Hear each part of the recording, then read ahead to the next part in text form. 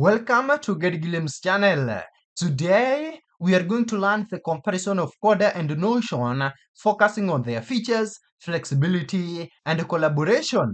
Coda and Notion are both powerful all-in-one workspace tools that aim to replace a collection of traditional apps like Google Docs, spreadsheets, and simple project trackers. However, they approach this goal with fundamentally different philosophies, leading to distinct strengths in features, flexibility, and collaboration. Let's start with the core features, that is document as app versus block-based workspace. Notion is primarily a block-based workspace that excels as a universal organizer.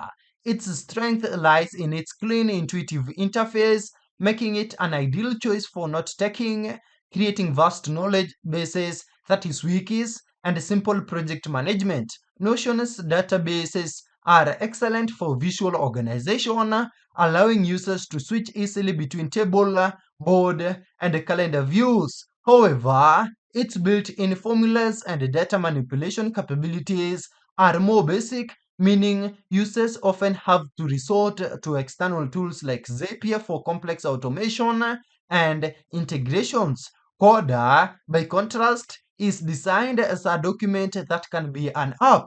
While it handles text and notes well, its real power lies in its deep spreadsheet-like data management and automation. Coda's tables are significantly more advanced, featuring powerful formulas, the ability to sync data across different documents, that is cross-doc sync, and a unique feature called action formulas. These allow users to embed interactive elements like buttons and sliders directly into the document that can change data or trigger actions in external apps. This focus makes Coda the stronger choice for building complex, tailored workflows, custom dashboards, and functional mini applications without writing code.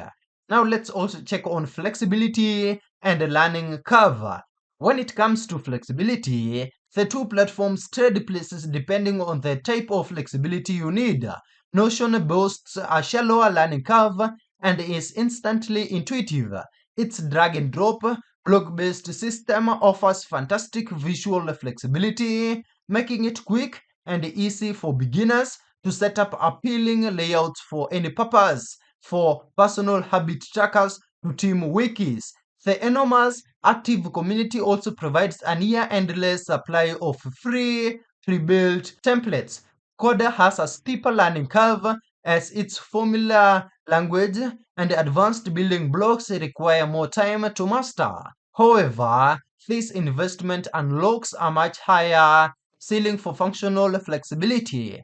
Coda allows users to deeply customize workflows with interactive controls and powerful logic, effectively letting a team build the exact internal tool they need.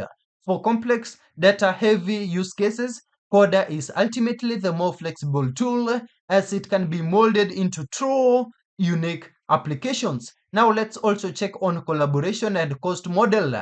The approach to collaboration and pricing is one of the most critical differences for teams. Notion uses a straightforward per-user pricing model, meaning a company must pay a subscription for every single person who needs full access to the workspace, even if they are only viewing or commenting on documents. While its real-time collaboration is seamless, the cost can quickly escalate for larger teams. Coda offers a far more cost-effective model for large language knowledge sharing by charging only for doc creators. The vast majority of a team, editors, and viewers can access and collaborate on documents for free. This makes Coda an excellent choice for organizations that need to share information and collaborate widely without incurring a subscription fee for every employee.